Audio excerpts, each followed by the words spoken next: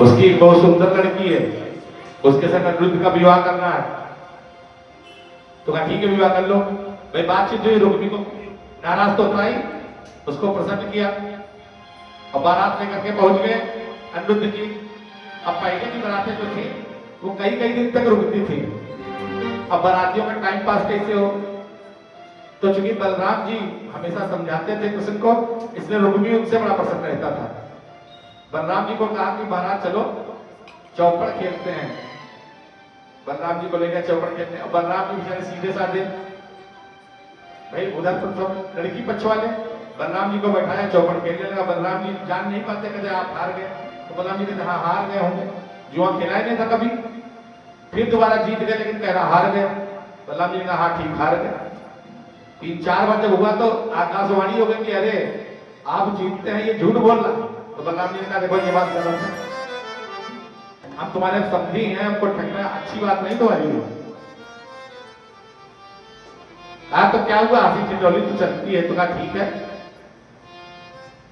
फिर से कहा कि हार गए। तो बलराम जी के गुस्सा आई, कहा जैसे चोर तुम हो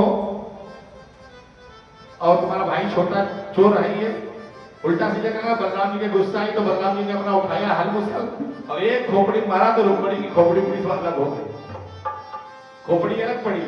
शादी हो रही थी, उसमें खून हो कत्ल कर दिया बलराम जी ने। अब भगवान कृष्ण आए दौड़ करके कहा अरे भैया ये क्या कर दिया, यहाँ लड़की लेने आए थे कि यहाँ 302 लगवाने आए थे।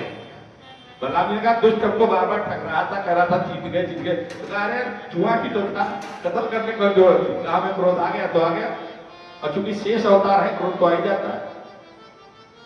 अब वहां पर लोग पहुंचे, कहा देखो कन्हैया ये बताओ तुम्हारे भाई ने गलत किया कि नहीं। अब समस्या ये है कि अगर ये कहते गलत किया तो भैया कहेंगे क्यों रे, बहुत जो है जोरू का गुलाम हो गया, अपनी पत्नी के महीने पछ ले रहा। और कहते हैं नहीं गलत नहीं किया, सही किया है, तो रुक्मणी कहेंगे अच्छा हमारे भाई को मार डाला, सही किया है। अब दोनों तरफ जहां पर कोई उत्तर ना मिले वहां पर चुप हो जाना चाहिए। तो भगवान ने कुछ नहीं कहा कि सही किया कि गलत किया, चुपचाप का बारात विदा करा ले चलो। रुक्मी का अंत भी हो गया, बारात विदा करा करके गए। इस प्रकार अनिरुद्ध के 2 विवाह हुए। लेकिन भगवान कृष्ण जो है इनकी खासियत है, देवताओं की जो उम्र होती है इनकी उम्र 16 साल के ऊपर बढ़ती नहीं है। आप लोग देखते होंगे मंदिरों में कहीं पर भी फोटो देखिए भगवान की दाढ़ी मूंछ नहीं होती है। भगवान को जब वो अवस्था शुरू होती है, जब से दाढ़ी मूंछ निकलना शुरू होती है, वहां पर उनकी उम्र रुक जाती है, उससे ऊपर नहीं बढ़ती। तो भगवान तो 16 साल तक रहे हैं, लेकिन इनके जो लड़के हैं वो 50 साल के मालूम पड़ रहे हैं, पोता मालूम पड़ रहे हैं 30 साल के। ये भगवान के घर की कंडीशन। इस प्रकार से हंसी ठिठोली करके भगवान का परिवार चल रहा। भगवान एक दिन अपने परिवार को नाती पोतों को टहलाने ले गए। कहा देखो ऐसा बहुत ही सुंदर सागर के स्थान है, हम लेते हैं तुम लोग खेलो। लड़के खेलने गए, इनकी गेंद चली गई कुएं में। लड़के बेचारे कुएं में झांके गेंद निकालने के लिए, वहां देखिए बड़ा भाई का गिरगिट बैठा है, सब चिल्ला के भागेगा बाबा बचाओ। भाई बाबा ही तो है, नाती पोतों लेकर के गए तो बाबा का बाबा बचाओ बाबा बचाओ। अब कन्हैया तो कहेंगे नहीं, कन्हैया तो क्या नाम है। ये बेचारे दौड़ करके आएगा, क्या हुआ, कहा इसके भीतर कोई बहुत बड़ा राक्षस बैठा है। कहा राक्षस है। भगवान ने देखा तो गिरगिट, उसको बाहर निकाला। कहा आप श्रीमान जी कौन हो। कहा हम है राजा ट्रग। कहा राजा ट्रग, कहा अपना परिचय दो। हम जो है सूर्यवंशी राजा हैं। तो कहा आप गिरगिट कैसे बन गए। काम से एक पाप हो गया था। कहा आप अपनी विशेषता बताइए क्या है। कहा विशेषता ये है कि हम गौएं दान करते थे, गायों का दान करते थे। कहा गिरगिट क्यों बन गए और कितनी गाय दान करते थे। कहा जितने आकाश में तारे हैं, जितनी बारिश में बूंदें गिरती हैं, जितने पृथ्वी में कण है, इतनी हम गाय दान करते थे। भगवान समझ गए इसको घमंड है दान का। तो कहा ऐसा है सुनो, ठीक गिरगिट का है। कहा महाराज एक दिन ये हुआ, हम ब्राह्मणों की एक ब्राह्मण की गाय हमारी गायों में मिल गई। और हमने वो गाय किसी दूसरे ब्राह्मण को दान कर दी। जब ब्राह्मण लेके जा रहा था तो जिसकी गाय थी उसने पहचान लिया, आपस में लड़े, हमारे पास आए। एक ने कहा मेरी है, एक ने कहा मेरी है। तो हमने कहा चलो कोई बात नहीं, हमसे गलती हो गई, तुम ऐसा करो हम तुमको दूसरी गाय दे देंगे, इसको गाय वापस कर दो। अब वो कह रहा कि नहीं हमको गाय मिली, हमको यही चाहिए। तो उससे कह रहे जिसकी गाय थी कहा तुम ही छोड़ दो, तुमको हम दूसरी दे देंगे। वो भी राजी नहीं। भगवान बड़ा दुविधा फंस गए, राजा नृग जो थे बहुत दुविधा फंस गए। इस प्रकार जब कोई नहीं माना तो दोनों ब्राह्मण गाय छोड़ करके चले गए और इतना कहकर गए कि महाराज आपने गिरगिट का जो स्वभाव बनाया है, मतलब अपनी बात से फिर जाना, गिरगिट का ही माना जाता है। पहले हमको गाय दी और कह रहे हो इसको दे दो। इसलिए महाराज मैंने एक पाप किया था, इसने मेरा गिरगिट का रूप हो गया। तो यहां पर मैं उसी का भोग कर रहा था, उसी श्राप को भुगत रहा था। आज आपने शरीर छू लिया है, इसलिए मैं पवित्र हो गया हूं और अपने धाम को जा रहा हूं। वो चला गया राजा नृग। भगवान कृष्ण ने अपने बच्चों को समझाया कि देखो ऐसा है, कभी भी ऐसे व्यक्ति का धन मत लेना। अब कहना तो नहीं चाहिए लेकिन हम कह दे रहे हैं, राजी जो व्यक्ति दान पुण्य का जिसके घर में सामान हो, उससे उसके धन को कभी चोरी मत करना, उसके धन को आवश्यकता से अधिक मत लेना। क्यों? क्योंकि साधु सन्यासी लोग तो दान पुण्य ले लेते हैं, उनमें क्षमता है, वो भगवान की पूजन करते हैं, भगवान का माला जाप करते हैं, वो पचा लेंगे। वो गायत्री की जाप कर लिए और भोजन बनाए, पहले भगवान को भोग लगा दिए, फिर बाद में पायो प्रसाद हो गया, उसका पाप नष्ट हो गया, उस भोजन का पाप नष्ट हो गया। कोई चुरा करके ले जाएगा, जैसे मान लीजिए कोई रुपया किसी ब्राह्मण का किसी साधु का चुरा कर ले गया, ब्राह्मण ने तो किसी से कौन सा महामृत्युंजय का संकल्प कराया है, किसका संकल्प कराया है, तो ब्राह्मण तो उस रुपए को अदा करेगा ना, वो जाप करेगा। और तुमने अगर उसको चुरा लिया तो तुम तो दारू पियोगे जाकर के, तो उसका भुगतान बहुत बड़ा भोगना पड़ सकता है। इसलिए जो व्यक्ति दान पुण्य का कार्य करता है उसके धन को स्पर्श करना वर्जित है। ऐसी अपने पुत्र और पौत्रों को शिक्षा भगवान दे रहे हैं। ये शिक्षा चूंकि आगे घटना होनी है इसलिए भगवान पहले ही शिक्षा दे रहे हैं, लेकिन मानेंगे नहीं, ये लोग मानेंगे नहीं। एक काशी के राजा हुए पौंड्रक।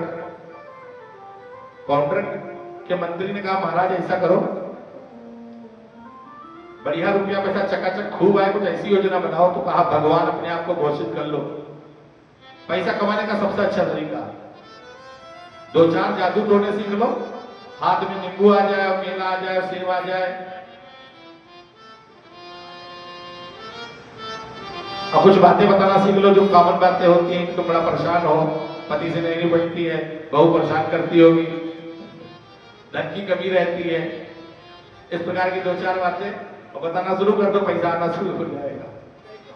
तो पौंड्रक ने क्या किया, कहा हम भी भगवान बन जाते हैं। तो कहा बनोगे कैसे? कहा बढ़िया मैकेनिक बुलाओ। मैकेनिक आया, उसने उनके 2 हाथ फिट कर दिए डुप्लीकेट, चक्र भी खटके वाला लगा दिया, कहा कि खटका दबाओ एक चक्र चलेगा।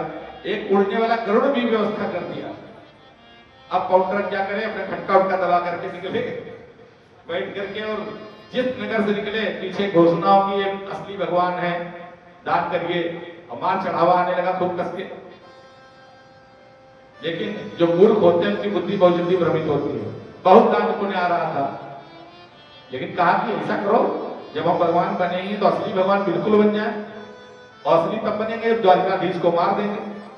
तो इसने क्या किया, इसके मंत्री ने मूर्ख ने राय दी कि सुनो, द्वारकाधीश को पत्र लिखो कि अपनी हमारी शरण में आओ, वरना तुमको हम युद्ध के लिए तैयार रहो। इसके मंत्री ने कहा देखो वो है भगेड़ू, युद्ध से बड़ा डरता है, जब पत्र भेजोगे तो युद्ध तो करेगा नहीं, तुम्हारी शरण में आ जाएगा। और चूंकि बलराम जी होली खेलने गए हैं, कहा ब्रजधाम, द्वारिका से एक बार होली पड़ी तो बलराम जी होली खेलने ब्रजधाम चले गए, केवल कृष्ण है तो वो डरता बहुत है, बड़ा भाई थोड़ा तगड़ा है लेकिन ये डरता है, तुम्हारी शरण में आ जाएगा। ये पत्र लेकर के जैसे ही वो पहुंचा, उसका दूत भगवान ने पत्र पढ़ा, भगवान की हंसी आ गई। मंत्रियों ने कहा भाई भगवान हंस क्यों रहे हैं, देखो क्या चक्कर है। जो ही पत्र देखा मंत्री भी हंसने लगे। उसमें लिखा था मैं असली भगवान हूं, अगर तुम अपनी सलामती चाहो तो कल सुबह हमारी शरण में आ जाओ वरना हम तुम्हारे राज्य पे हमला कर देंगे। तो भगवान ने उसके दूत से कह दिया कि चलो हम आते हैं। अब दूत दौड़ा दौड़ा आया, कह रहा कि महाराज वो आ रहे हैं लड़ने के लिए। पाउंडर ने कहा बेवकूफ कहीं के, तुमसे हमने कहा था कि बढ़िया माल पानी आ रहा है, खाए रहो, चक्कर ना पड़ो। तुमने कहा कि सारा माल पानी लेना, आप देखो युद्ध करने आ रहा हूं। मंत्री ने कहा महाराज चिंता मत करना, आपके पीछे मैं भी खड़ा हूं। भगवान आए और किसने कहा कि मेरी शरण में आ जाओ। भगवान ने कहा तुम्हारी शरण में आ जाए, अच्छा ठीक है, युद्ध करना है ना, युद्ध करो। इसने भी खटका दबाया, भगवान अपने गरुड़ पे आए। इसने अपना खटका दबाया, भगवान का असली गरुड़। ये चक्र वाला खटका दबा दबा के चक्र चला रहा है। भगवान के पास चक्र पहले से, बड़ा भयंकर युद्ध हुआ। अब भगवान ने अपने सुदर्शन से इसको मुक्त कर दिया। लेकिन जो ही इसको मुक्त किया तो भगवान के मन में विचार आया, ये बताओ इसने हूबहू मेरी तरह बिल्कुल आकार बना लिया था तो मेरी तरह मेरा कितना चिंतन किया होगा। देखिए भगवान दयानिधि इसीलिए कहे जाते हैं, करुणा सागर इसीलिए कहे जाते हैं। कहा मेरे बारे में कितना इसने विचार किया होगा, कितना सोचा होगा जो मेरी तरह बिल्कुल रूप बनाए।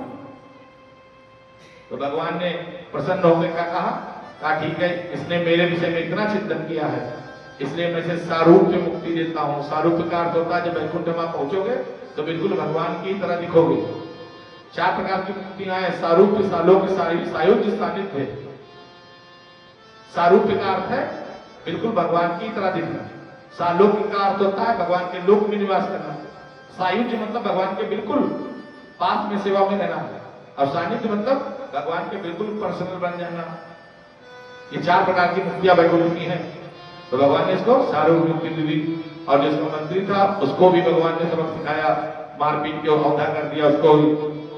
और भगवान चले। ऐसे पौंड्र खनन करने वाले भगवान की जय हो।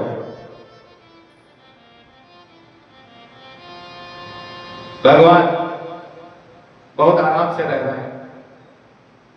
एक दिन नाराज आ गए, कहा भगवान हमने सुना है 16,108 विवाह किए।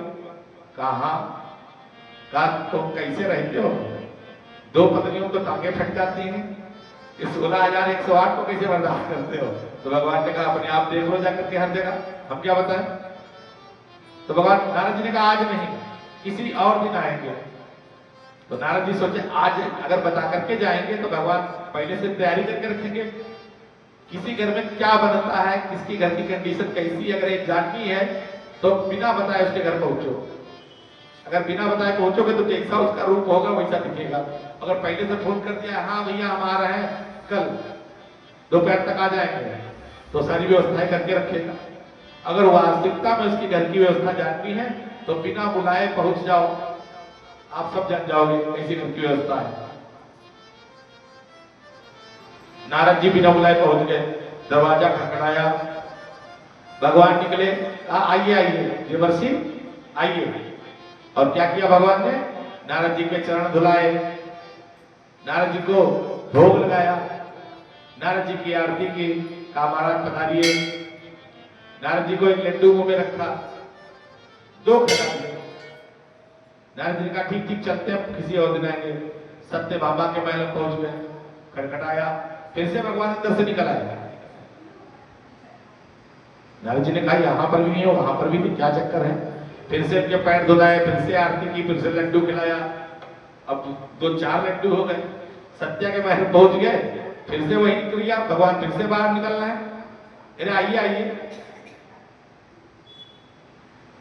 इस प्रकार से जहां बोलती थी उसके महल में गए, वहां पर भी यही हिस्सा, भगवान अंदर से निकले, पैर और धुलाए। नारद जी ने कहा पैर धुलाते धुलाते पैर रही नहीं जाएंगे। ऐसे करके पूरा दिन बीत गया। 100-150 जगह नारद जी गए, सब जगह वही हिस्सा, जहां जाए अंदर से भगवान निकले। नारद जी बड़ा प्रसन्न कि क्या चक्कर है। ऐसे करते करते करते करते करते करते नारद जी आधे घरों भी नहीं जा पाए। नारद को नारद जी को 6 महीने व्यतीत हो गए। 6 महीने बाद फिर से नारद जी भगवान के घर पे लौट के आए। रुक्मणी का दरवाजा खटखटाया, फिर से भगवान निकले। आइए महाराज आइए, चरण धुलाए, आरती की। जैसे ही लड्डू मुंह में रखा, कहा भगवान का डायबिटीज करा कहीं मानोगे क्या? कहा क्यों?